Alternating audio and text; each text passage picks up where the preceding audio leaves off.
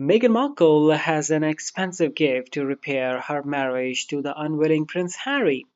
Meghan Markle has recently been given a costly opportunity to rescue her marriage to Prince Harry, it appears. For those who are unaware, Meghan's friend and ardent advocate Taylor Perry has generously provided the gift. Heat World has also reported on this, claiming that a free stay at the house in the Bahamas is up for grabs.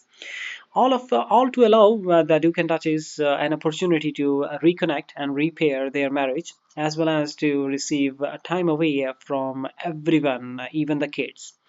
Meghan appears to have agreed, preparing to fly away early next month, leaving her mother and a nanny to care for Prince Archie and Princess Lilibet. However, Prince Harry is hesitant to accept this offer because, given the current devastation sweeping California, Harry was initially hesitant about how it might look to jet off to their friend's private island, but Meghan told him they needed this break.